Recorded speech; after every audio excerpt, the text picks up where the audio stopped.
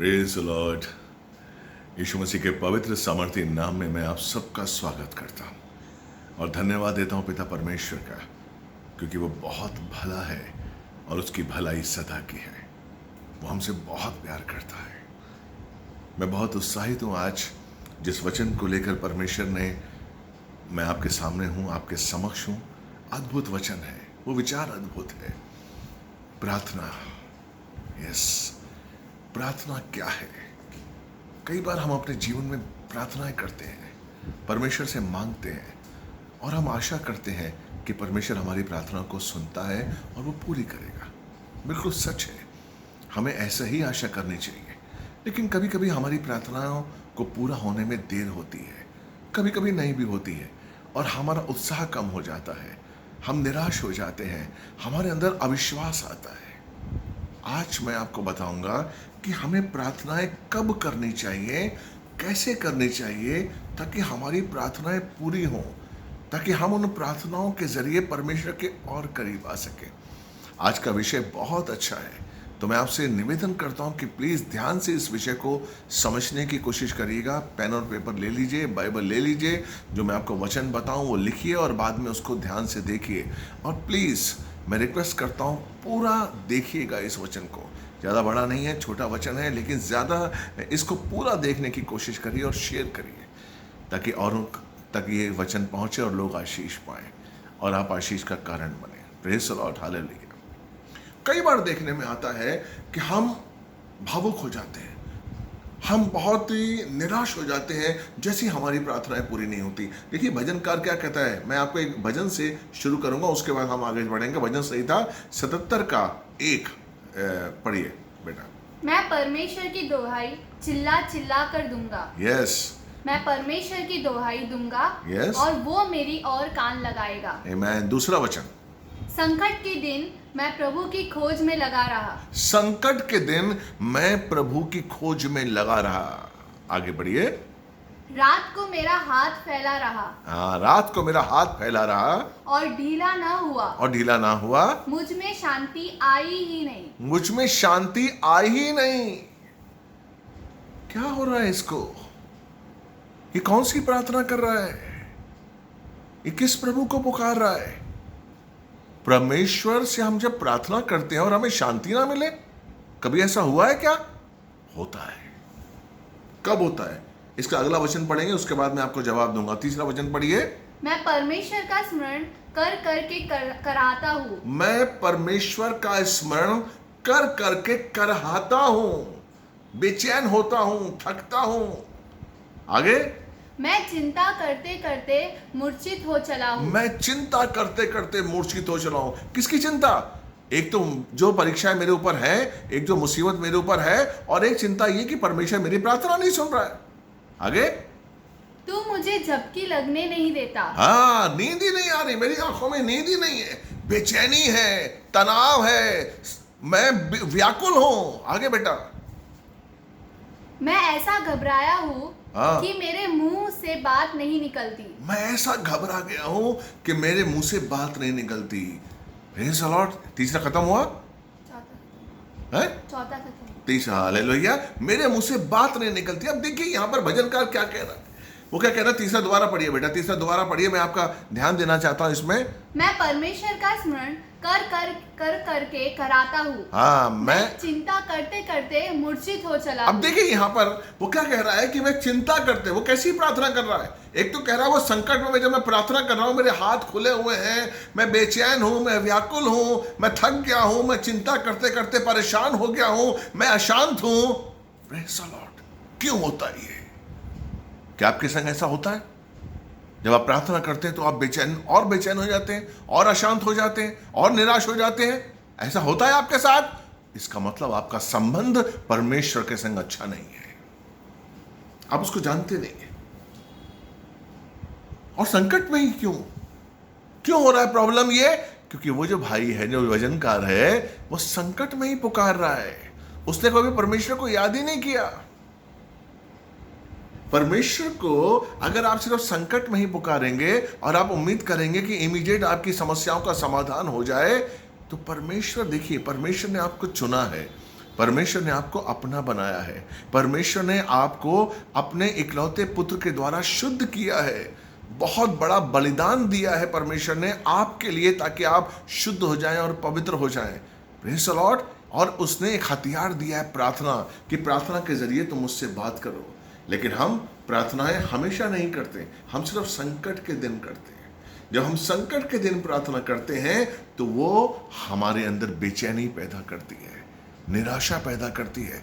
हमें लगता है कि परमेश्वर शायद हमारी प्रार्थना सुनेगा या नहीं सुनेगा, कहीं परमेश्वर हमको भूल तो नहीं गया, कहीं परमेश्वर ने हमको त्याग तो नहीं दिया। ऐसी ऐसी बातें शैतान हमारे मन में लेकर आता है मेरे भाई मेरी बहन। क्यों? क्योंकि हम प्रार्थना सिर्फ संकट में कर रहे हैं। प्रार्थना क्या है? मैं प्रार्थना को एक वाचा समझता हूं। वाचा, ध्यान दीजिए, वाचा दो आदमियों के बीच में होती है। प्रार्थना एक वाचा है। जब तक उस वाचा में आप नहीं बंधेंगे मेरे भाई, तब तक आप उस परमेश्वर को जान नहीं पाएंगे जिससे आप मांग रहे हैं। क्या मांग रहे हैं, कौन सी चीज मांग रहे हैं, ये बात की बात है, लेकिन किससे मांग रहे हैं, वो कौन है आपका। जब आप देखिए, जैसे यीशु मसीह ने प्रार्थना सिखाई थी अपने चेलों से, और क्या कहा था? उनसे कहा था कि तुम प्रार्थना करना, हे पिता परमेश्वर, हे हमारे पिता तू जो स्वर्ग में है। Praise the Lord. यानी कि जैसे ही उन्होंने पिता कहा, जैसे ही उन्होंने चेलों ने पिता की ओर प्रार्थना करी, वो संबंध बढ़ गया, वो वाचा में बंध गए, हे पिता तू जो स्वर्ग में है। Praise the Lord. आप जानते हैं उस वाचा का मतलब क्या है?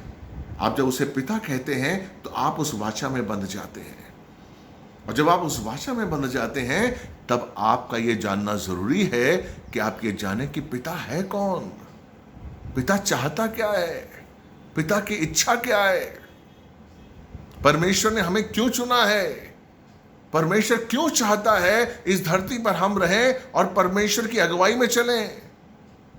Praise the Lord. ये सारी चीजें बहुत जरूरी है जानना। अगर मेरे भाई मेरी बहन हम इन चीजों को नहीं जानेंगे, हम उस वाचा को नहीं जानेंगे जिसमें हम बंध जाते हैं।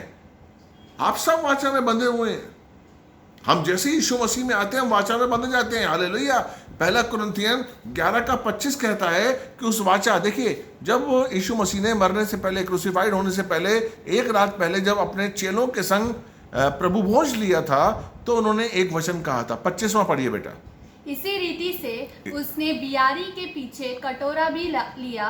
इसी रीति से उसने बियारी के पीछे से कटोरा भी लिया और कहा ये कटोरा मेरे लहू में नई वाचा है। ये कटोरा मेरे लहू में नई वाचा है। आमीन।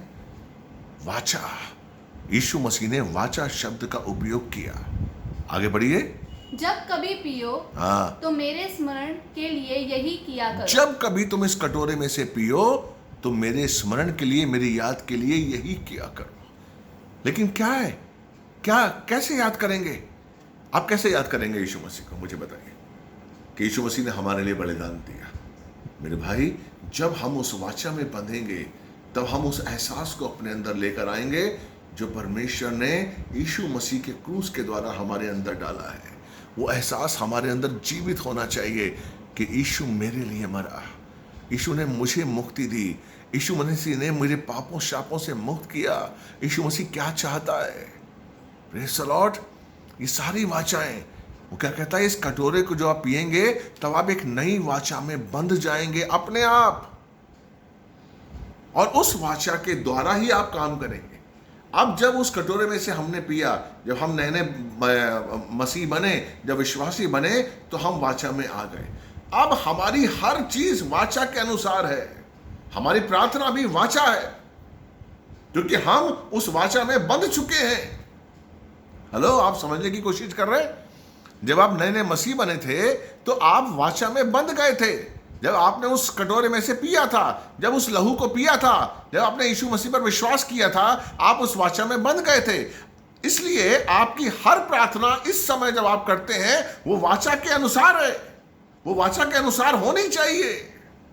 अगर आपकी प्रार्थना वाचा के अनुसार नहीं होगी मेरे भाई, तो आपको कठिनाई होगी, आपके अंदर व्याकुलता आएगी, आपके अंदर अशांति आएगी, आपके अंदर निराशा आएगी, और शैतान आपको अविश्वासी बना देगा। अगर आप उस वाचा के अनुसार नहीं चलेंगे। हन्ना के बारे में याद है आपको? हन्ना जो न्यायियों के जमाने में थी, जब न्यायियों का पीरियड चल रहा था। आपको पता है यहोशू के बाद परमेश्वर के पास कोई नबी नहीं था और न्यायियों का पीरियड चल रहा था। न्यायियों के पीरियड में बाइबल बताती है कि इजराइलीज बिल्कुल आजाद हो गए थे, जिसका मन चाहता था वो करता था। कोई परमेश्वर को जब चाहते याद करता था, कभी याद नहीं करता था, और परमेश्वर ने भी उनको उनकी रीति पर छोड़ दिया था। इसलिए फलिश्तियों ने, मोआबियों ने, अम्मोनियों ने, कई राज्यों ने, कई लोगों ने इजरायलियों पर राज्य किया। और अगर आप न्यायियों की किताब पढ़ेंगे तो कई न्यायियों को परमेश्वर ने खड़ा किया, और जब जब उन्होंने खड़ा किया तो न्यायियों के द्वारा अपने इजरायलियों को बचाया। और फिर जब वो न्यायी मर गया, फिर वो लोग गुलामी की जिंदगी जीने लगे। फिर किसी न किसी ने उन पर गुलामी की, उनको अपना बना लिया, अपने गुलाम में रख लिया। हालेलुया। तो उस समय जो पीरियड था, उस समय हन्ना का जिक्र आता है पहला शमूएल में, और ये आखिरी न्यायी था, आखिरी भविष्य, ये पहला भविष्यवक्ता था और आखिरी न्यायी था शमूएल। तो उस समय कोई नबी नहीं था, और बाइबल में लिखा हुआ पहला शमूएल 1:5 का अगर हम पढ़ेंगे तो उसमें साफ साफ लिखा हुआ है कि परमेश्वर ने हन्ना की कोख बंद कर दी थी, कोख बंद कर दी थी। Praise the Lord. हन्ना जो कि मां नहीं बन पा रही थी, और जो कि मां बनने के लिए तड़प रही थी। वो उसकी जो भाभी, उसकी जो दूसरी बीवी थी, अल्काना की जो दूसरी बीवी थी, जो हन्ना की सौतन थी, वो मां बन रही थी, वो मां बन रही थी, और हन्ना तड़प रही थी मां के लिए। बाइबल बताती है कि वो रोती थी, बिलखती थी कि उसके बच्चा नहीं है। वो प्रार्थना करती थी परमेश्वर से कि परमेश्वर मुझे बच्चा मिले, परमेश्वर मुझे बता दो, मैं माँ बनना चाहती हूँ। मैं भी संसार को दिखाऊं कि मेरे औलाद है, मैं भी संसार को बताऊं कि मैं एक माँ हूँ, मैं भी माँ बन सकती हूँ। परमेश्वर दया कर। और उसकी कोख नहीं खुल रही थी। उसे तमाम डॉक्टर्स को दिखाया। अल्काना बहुत बड़ा इंसान था, बहुत बड़ा अमीर आदमी था, बहुत प्यार करता था हन्ना से, लेकिन कुछ नहीं हुआ। लेकिन क्या हुआ? जब हन्ना को पता लगा, एहसास हुआ, महसूस करे कि जो प्रार्थना कर रही है परमेश्वर से, वो क्या है, परमेश्वर क्या चाहता है। देखिए, परमेश्वर ने उसकी कोख बंद कर दी थी। अब जब उसने प्रार्थना की, 11वां अध्याय देखिए, 11वां वचन, इसी का पहले का 11वां वचन अगर हम पढ़ेंगे तो वो शेलो जाकर प्रार्थना कर रही है। अब देखिए उसके प्रार्थना का ढंग क्या। पहले प्रार्थना क्या थी कि मुझे बच्चा चाहिए, मैं माँ बनना चाहती हूँ, मैं दुनिया को बताना चाहती हूँ कि मैं भी माँ हूँ, मेरे भी बच्चा हो सकता है। अब उसकी प्रार्थना क्या है जब उसने परमेश्वर को जाना? देखिए, और उसने यह मन्नत मानी, ये वाचा बांधी, हे सेनाओं के यहोवा, यदि तू अपनी दासी के दुख पर सचमुच दृष्टि करे, और मेरी सुधि ले, और अपनी दासी को भूल न जाए, और अपनी दासी को पुत्र दे, तो मैं उसे उसके जीवन भर के लिए यहोवा को अर्पण करूंगी। तो मैं उसको उसके जीवन भर के लिए यहोवा को अर्पण कर दूंगी। ये है वाचा। Praise the Lord, hallelujah. ये उसने समझा। देखिए, हमारा जीवन क्या है? आज हम मसीह हैं, हमारा जीवन परमेश्वर का है। मैं आपको पहले बता चुका हूं, 1 कुरिन्थियों 6:19 कहता है कि पवित्र आत्मा का मंदिर है हम, उसकी आत्मा हम में वास करती है और हम अपने नहीं हैं। तो हमारे जीवन का मकसद क्या है? हमारे जीवन का मकसद परमेश्वर से जुड़ा हुआ है।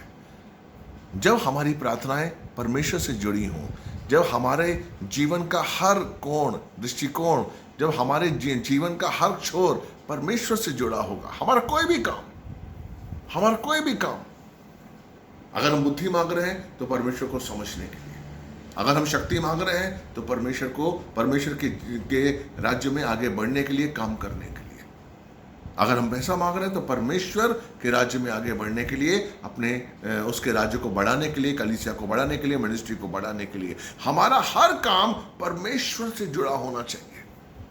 आपको याद है सुलेमान जो कि दाऊद का बेटा था, जो चुना हुआ था, और परमेश्वर ने उसको राजगद्दी पर बैठाया। उसने क्या प्रार्थना की, याद है आपको?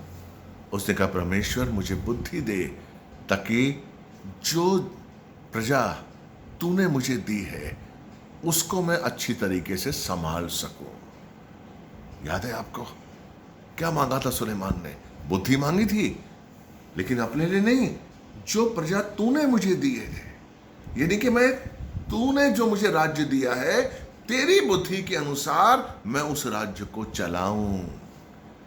और आपको याद होगा कि किस तरीके से परमेश्वर ने आशीष दिया। परमेश्वर ने कहा कि तूने मान और सम्मान और धन नहीं मांगा, इसलिए मैं खुश हूं, तो मैं तुझे बुद्धि देता हूं, और इतनी बुद्धि देता हूं कि आज तक किसी को नहीं मिली होगी, लेकिन उसके साथ साथ मैं तुझे धन भी दूंगा, मैं तुझे ऐश्वर्य भी दूंगा, मैं तुझे मान और सम्मान और लंबी आयु भी दूंगा। Praise the Lord, hallelujah. क्या मांगा सुलेमान ने? हम क्या मांग रहे हैं? हम क्या मांग रहे हैं?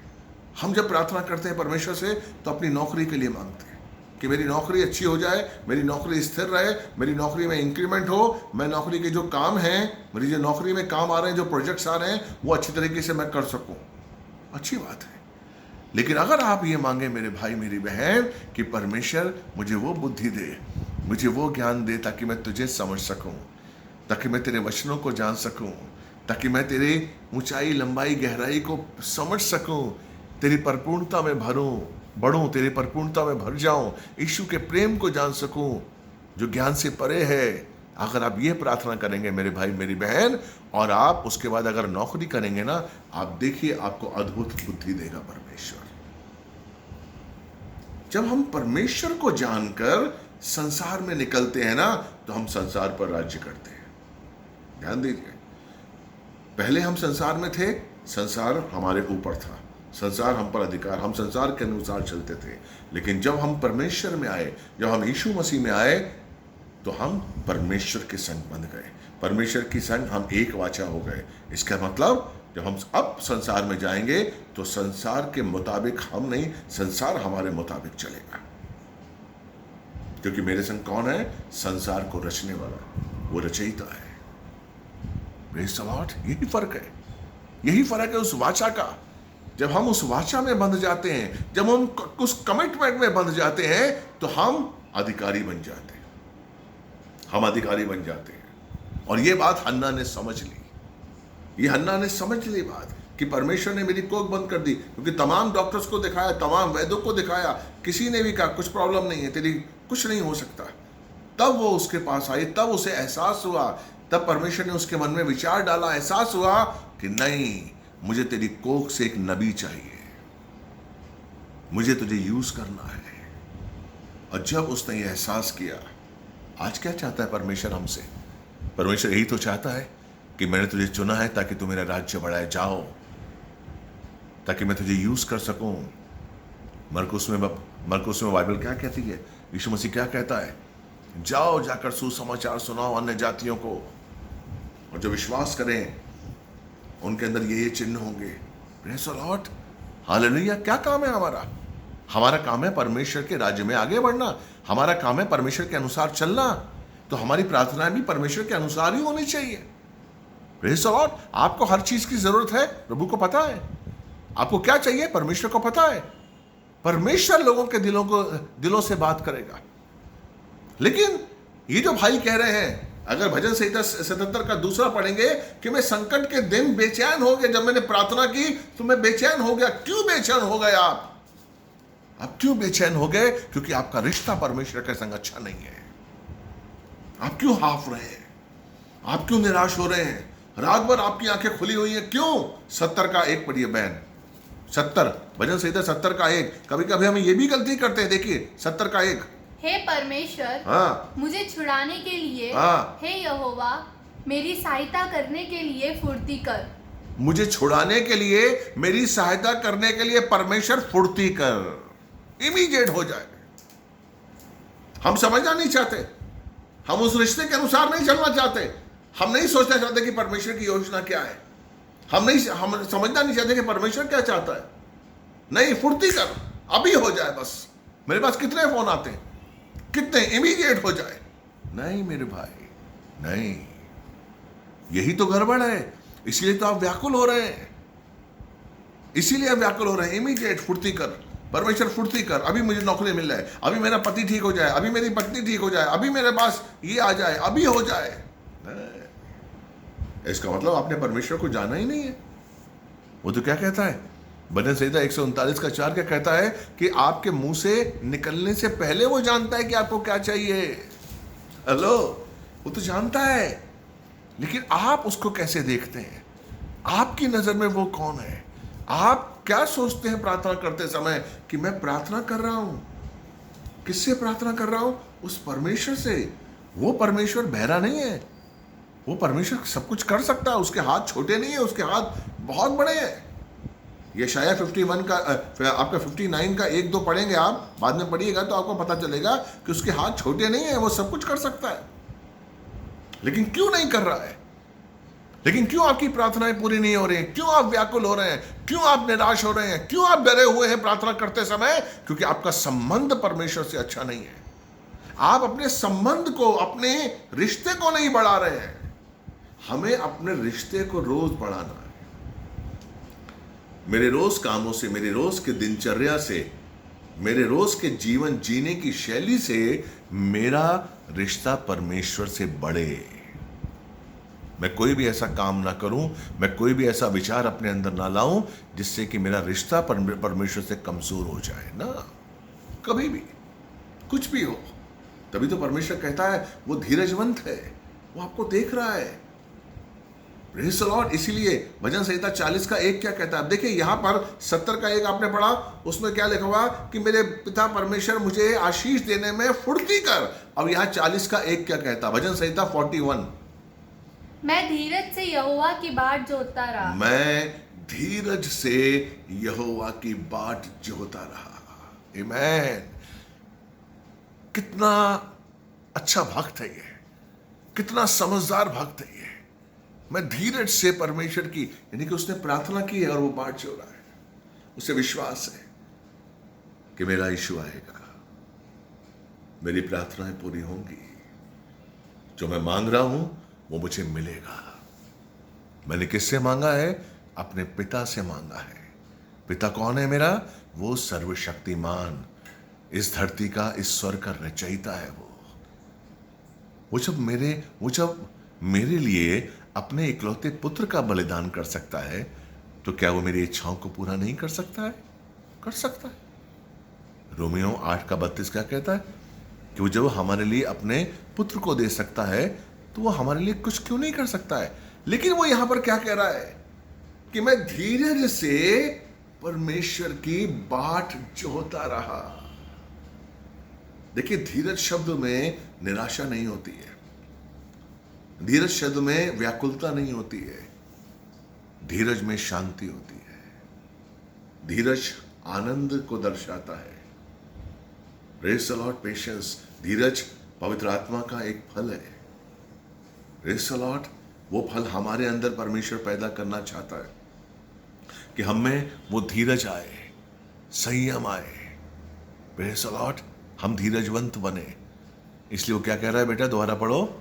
मैं धीरज से यहोवा की बाट जोतता रहा। वाह, मैं धीरज से यहोवा की बाट जोता रहा, और उसने मेरी ओर झुककर मेरी दुआई सुनी। आमीन। उसने मेरी ओर झुककर मेरी दुहाई सुनी। वहीं सिंहासन पे बैठे बैठे उसने दुहाई नहीं सुनी। हेलो, मेरी ओर झुककर वो मेरी ओर झुका। अब सोचिए, इस दृश्य को अगर आप देखने की कोशिश करिए, तो जब आप धीरज से परमेश्वर की बाट जोते हैं ना, जब आप धीरज, आप प्रार्थना करते हैं और आप धीरज के संग आनंदित होकर धन्यवाद देते हुए उसका इंतजार करते हैं ना, तो परमेश्वर क्या करता है? अपना सिंहासन छोड़कर वो आपके पास आता है। वो आपके पास आता है। उसने क्या कहा? वो मेरे पास आकर उसने मेरी दुहाई सुनी। वो पास आकर मुझे उठाकर गले लगाता है और पूछता है तुझे क्या चाहिए। Praise the Lord. हालेलुया। एक भजनकार कहता है कि मेरी प्रार्थना सुनने में फुर्ती कर। यहां पर दाऊद क्या कहता है? मैंने धीरज से परमेश्वर की बाट जोता रहा और उसने झुककर मेरी दुहाई सुनी। Praise the Lord. ये है प्रार्थना करने का तरीका। क्योंकि इस भजनकार को, दाऊद को पता है उसकी वाचा का मतलब क्या है। मैंने परमेश्वर से वाचा बांधी है, कमिटमेंट है, मेरा रिश्ता है, मैं उसका पुत्र हूं। मैं जब प्रार्थना करूंगा तो वो सुनेगा, वो होगी पूरी। सवाल ही नहीं उठता कि आपकी प्रार्थनाएं पूरी ना हो। आपका जीवन अगर परमेश्वर से जुड़ा हुआ है, आपकी हर बात, आपका उठना बैठना, जागना, आपका नौकरी करना, आपका धंधा करना, कोई भी काम, हर काम आपका परमेश्वर से जुड़ा होना चाहिए।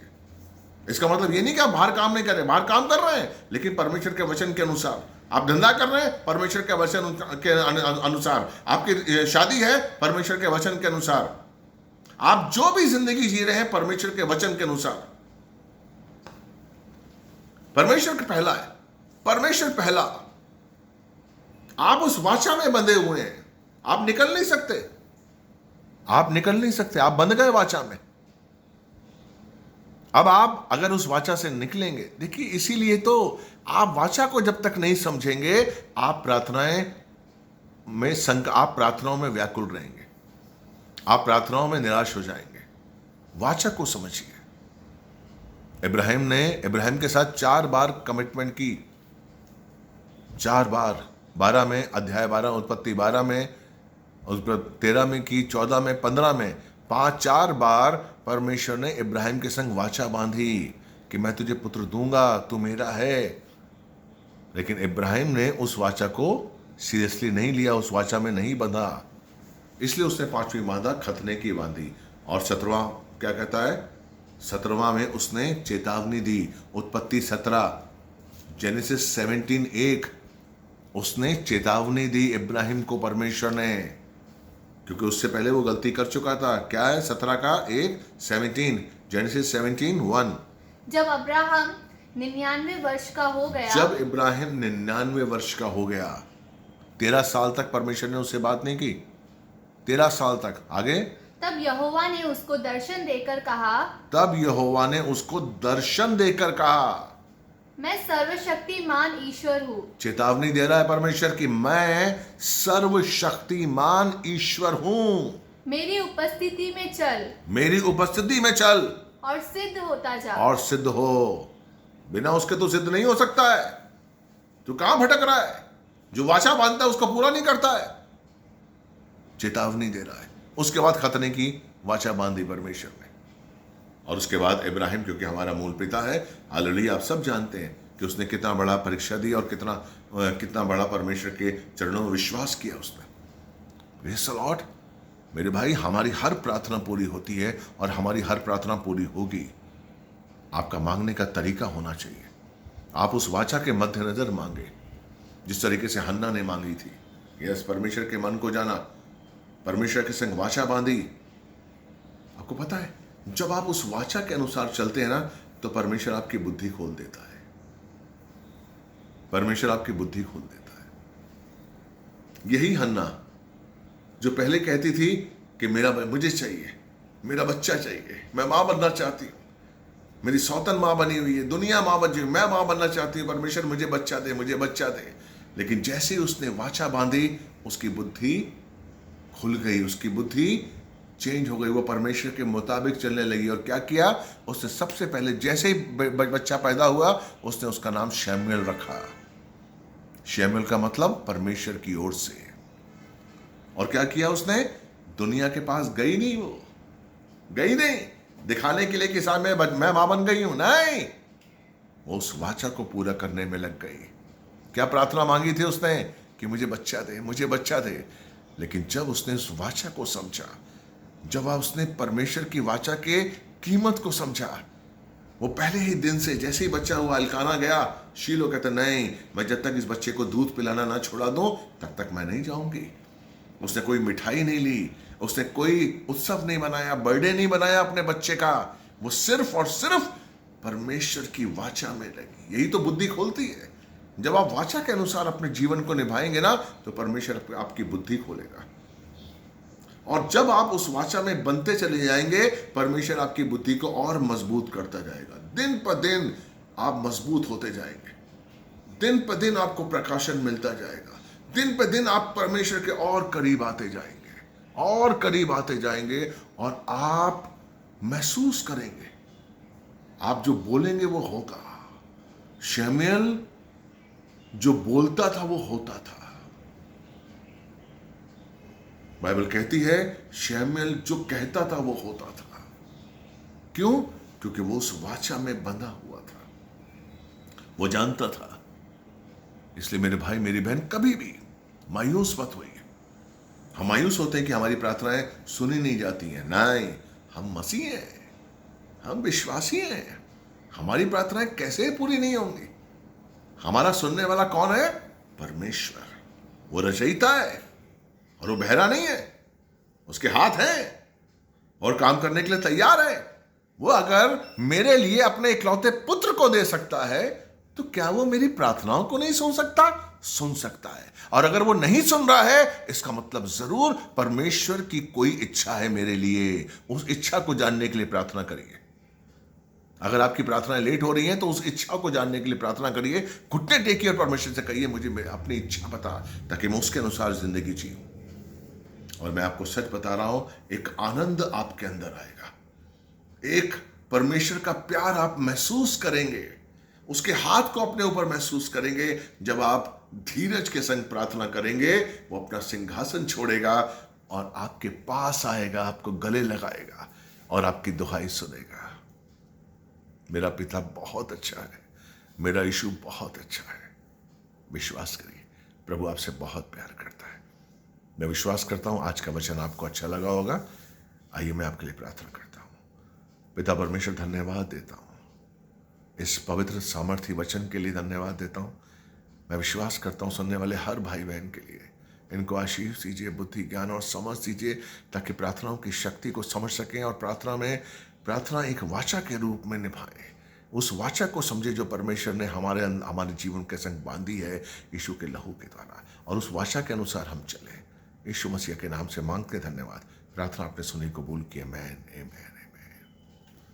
प्रभु आपसे बहुत प्यार करता है। मेरे लिए प्रार्थना करिए, मेरी मिनिस्ट्री के लिए प्रार्थना करिए, और ये जो आप सुन रहे हैं ये वचन शेयर करिए, ताकि दुनिया तक पहुंचे और ज़्यादा से ज़्यादा भाई बहन आशीष पाए। फिर मिलेंगे। God bless you. प्रभु आपसे बहुत प्यार करता है।